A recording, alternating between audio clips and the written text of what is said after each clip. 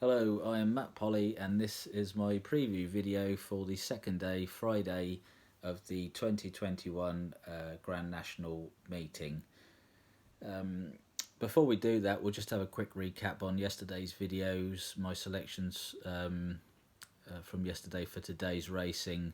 As we suspected, the ground was good, maybe slightly on the slow side, but it looked fairly good ground there today, and the horses were finishing off the races strongly. So, um, we can assume from now on that this is good ground, and provided the clerk of the course doesn't go crazy watering, then we can assume that it will be good ground for tomorrow and possibly the rest of the meeting. So we kicked off with a good start. The novice chase, Grade 1 novice chase, our selection in this was Protectorat, and he duly won at 17-2, which was a nice price. Is he the best horse in the race? Potentially not. We highlighted this though on the video yesterday.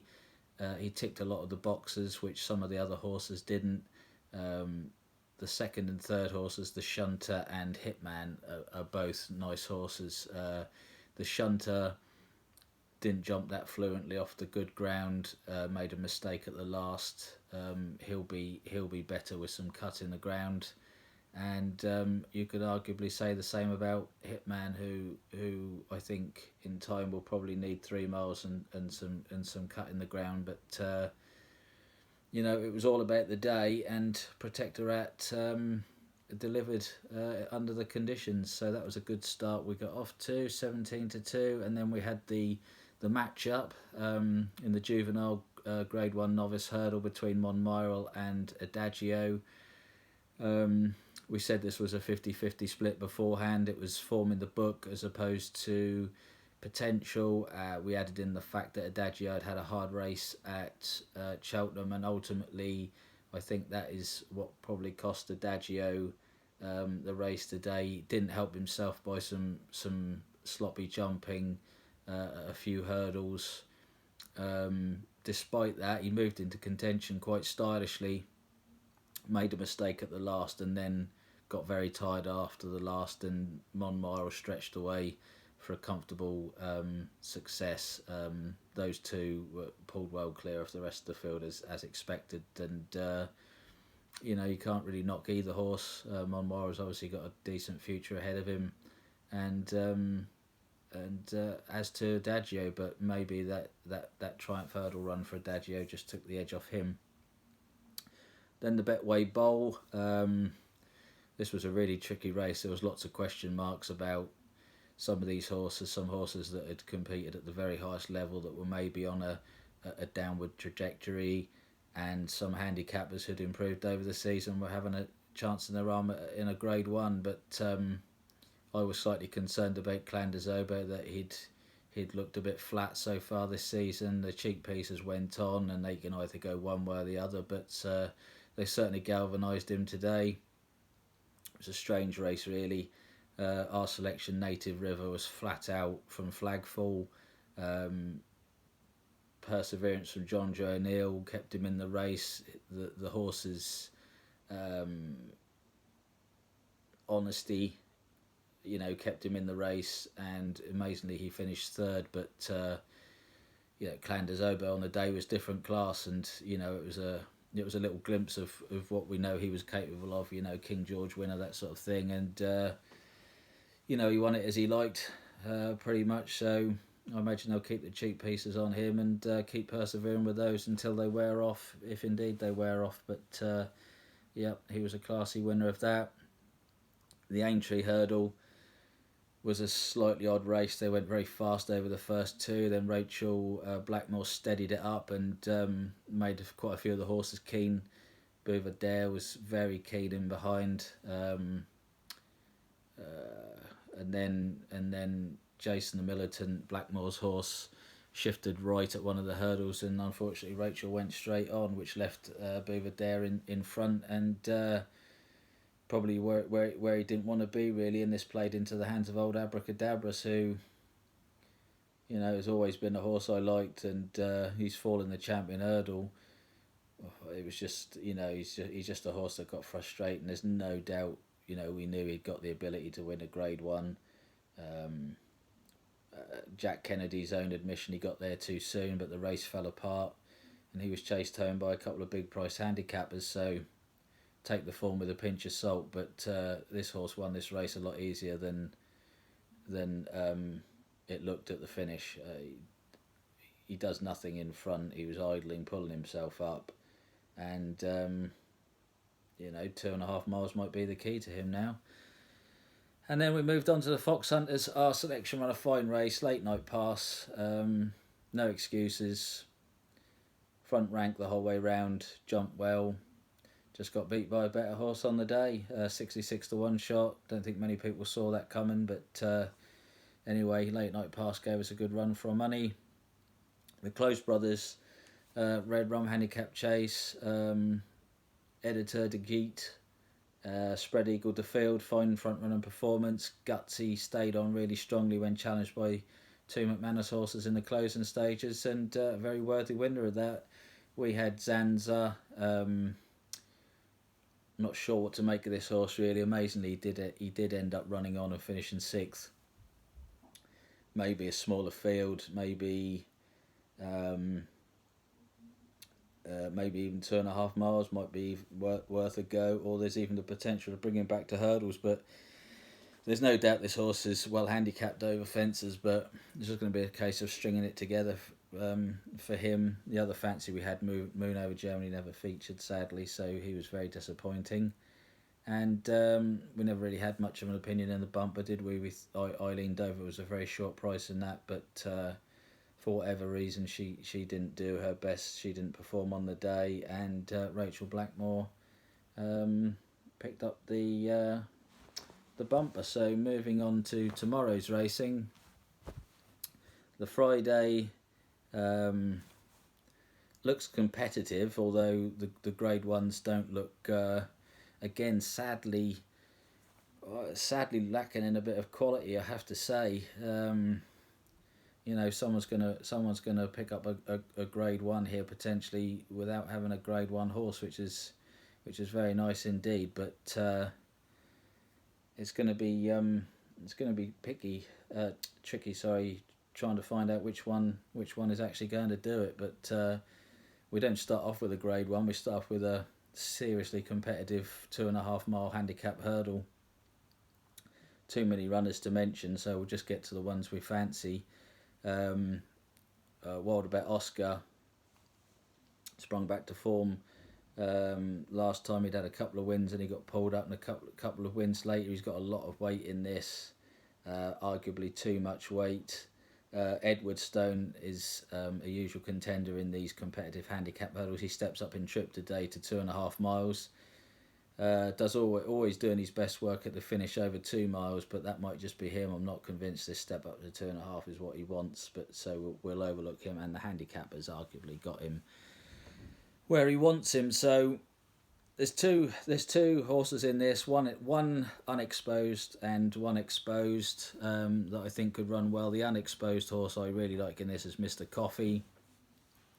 Looks like a stayer in the make, and he ran well in the Betfair hurdle at Newbury, but 2 miles round there was too sharp for him on good ground. This step up to 2.5 looks ideal, and I can't imagine. There's no doubt that 137 rating underestimates this horse's ability, and I really like the fact that he's unexposed, 6-year-old, not many miles on the clock, and this step up to 2.5 is in his favour. He's got a nice race and weight of 10.13, so he definitely ticks a lot of boxes for me. And if you're looking for something each way at a bigger price, I quite like Don Levant for Evan Williams and his daughter Isabel Williams.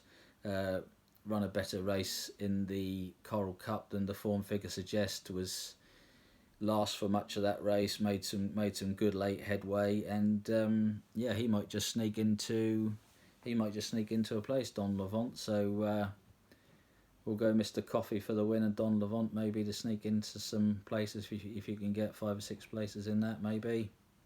Come on to our first Grade 1, the Top Novices hurdle, Grade 1.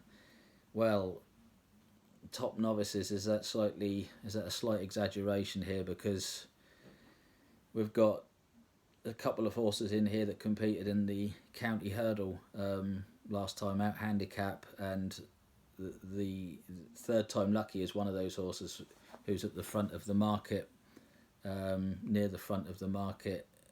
And to be honest, normally you'd say moving up from a hurdle, albeit a county hurdle, which is a super competitive race, stepping up to Grade 1 is a massive step up. But based on the field, based on the runners in this race, I don't think they're going to have to step up greatly to compete in this Grade 1. I still think they can be overlooked, and there's only one horse in this race that I can overlook those two runners with, and that's Dusart, of another Nicky Henderson runner. We had Mr. Coffee in the first, and it's going to be Dusart here. Hasn't run for 155 days, but was super impressive at Newbury on his debut. They're taking their time with him. He's a 6-year-old, and if I'm brutally honest, if there is going to be a Grade 1 horse in this race, the only one I can conceivably see it being is Dusart. So he'll do for me in the top novices. Then we move on to the mild maid novices, Grade 1. Grade 1, another, without being disrespectful, it's an okay Grade 1, but it's not all singing and dancing for me. And there's plenty of holes you can pick in some of these horses, albeit they're lovely horses, they're competitive horses, but I think the majority of these horses would all prefer some cut in the ground, which it doesn't appear they're going to get. And the only one in this field for me that is going to love this ground is Chantry House. Now, he won the Mast Chase. Envoy Allen obviously was a faller in that race, so we don't really know what might have happened. Chantry House might have been a 25 length second to Envoy Allen, should Envoy Allen have stood up, but you've got to jump round, and Chantry House won that day. He beat Fusel Raffles, who was very disappointing today, but I'm sure there was an issue with Fusel Raffles. He stopped so quickly, either a breathing or a bleeding issue. So basically, the Kim Bailey horse, Esprit de Romane, Fiddler on the Roof, he's got a desperate habit of finishing second now. Chamblou had a really hard race at Cheltenham. Silver Hallmark is a really nice young progressive chaser for Fergal O'Brien, but he's going to have to step up a lot to get anywhere near Chantry House, and he'd arguably prefer softer ground. Sporting John's a horse I like. Lost all chance in the RSA, or what used to be the RSA, the Brown Advisory, so you can forgive that run. I could see him running okay, but Philip Hobbs's horses are just not quite firing. Dostal Phil and Zanza finished 3rd and 6th today, but you'd have to have reservations about the yard at the moment. And obviously the last on the list, the Big Breakaway, who I've never been a huge fan of. He definitely wants softer ground and probably double this trip, which would make it 6 miles, without being disrespectful. But I'm not sure he's in love with the game, to be honest, the Big Breakaway. So it will be at a short price, and it's the 3rd Nicky Henderson selection for the Friday. It has to be Chantry House. Moving on to the Marsh Chase, Grade 1, also, formerly known as or registered as the Melling Chase. Grade 1, again, there's some Grade 1 campaigners in this race. Politlog obviously being the obvious standout horse in this. He's only 10, can you believe? It feels like he's been around for double that time, but still brings it to the table every time he runs. But he was withdrawn, wasn't he, in the saddling boxes, had some blood in his nose or in his mouth. Now, he might have just bitten his tongue, or he might have banged his head somewhere in the stables. We don't know. We're not privy to that information, but be a slight worry. Definitely be a slight worry for him. If I'm honest, Dashel Drasher has done nothing wrong, improved out of all recognition, but he's had 2 really hard races this season. He's coming back from a 48-day break, but he has had 2 hard races this season. Master Tommy Tucker's had a fantastic season. With his former jumping issues seem to have been ironed out. They seem to have found the key to riding him, but he's also had quite a long season as well. I think he'll enjoy the ground, but maybe he just gets found out at this level. So I want to go for a solid horse, a good jumper, neat, accurate jumper, won't mind the ground. He's only 6-year-old, and we're going to go for Fakir Dudery, ridden by Mark Walsh and trained by Joseph O'Brien. I think he's arguably probably the safest option in this race. Not one to go overboard about, but if I had to pick one, and I'm going to because I'm making this video, it's going to be Fakir Dudery in the Melling Chase for me. Now we move on to the Topham over the Grand National fences. Now, lots of runners in this. Obviously, you need lots of luck. We mentioned it in the Fox Hunters yesterday. You've got to pick and choose your spot. Basically, stay there, hope for the best, avoid all trouble. It pays to be handy over the national fences. So, without going through the entire card, I'm just going to select, like I did in the first race, select 2 horses that catch my eye. The first one is a massive price. He's called Pink Eyed Pedro. I think I'd be tempted to have a small bit each way on Pink Eyed Pedro. Last autumn, he finished 3rd, only beaten 4 lengths by Grenadine in the Howden Gold Cup at Exeter, and that was off a pound higher mark than he runs off tomorrow in this Topham chase. He has had experience over the national fences recently, and he didn't run a bad race, but the ground was desperately heavy that time, and he showed up for a long way but got tired in the ground. This good ground is much more up his street, and I could definitely see him going well at a huge price. The other horse I like the look of is Corto Rica for Tom Gretton and a good jockey booking in Sean Bowen. This horse has had a break. He comes here fresh. He's had a wind up, and let's not forget this horse finished, I think he finished 3rd or 4th in the Paddy Power behind Cool Cody off the same mark.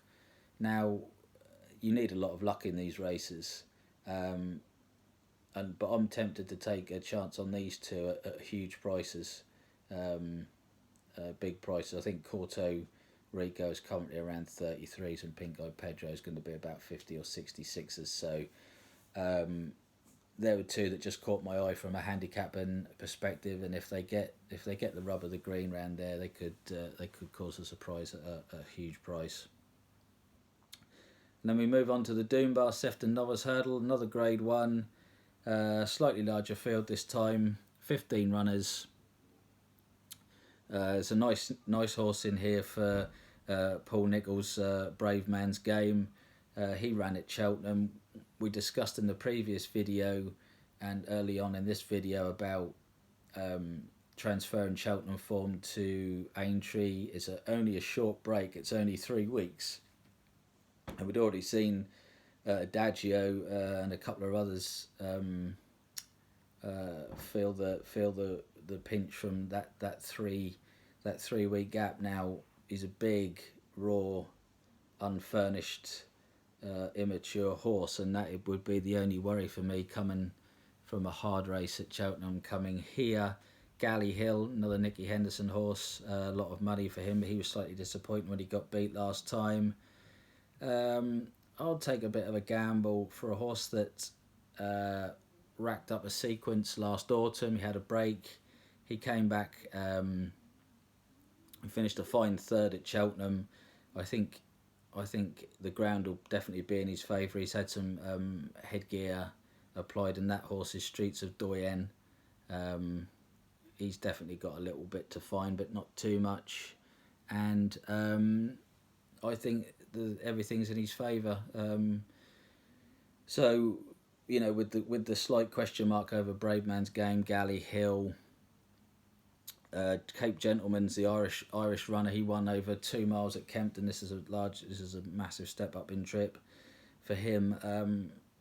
I'd take the street toughness, if you like, the battle hardened streets of Doyen to come out on top in that, and then we have the conditional jockeys and amateur rider races conditional hurdle, which looks absolutely impossible to solve.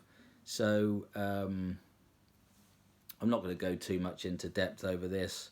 If I was going to have a selection in this, I thought Leon Cavallo for the David Pipe Yard ran quite well at Cheltenham last time, and if, and it's a big if he has come out of that race, okay, I could see him running well because I think he'll like the ground, and Fergus Gillard is good value for his £5 claim. So that wraps up day two's preview from Aintree, and hopefully our selections all run well, and if you have any fancies, hopefully they'll run well, and as I usually say, hope everyone comes back safe and sound, and we'll see you tomorrow.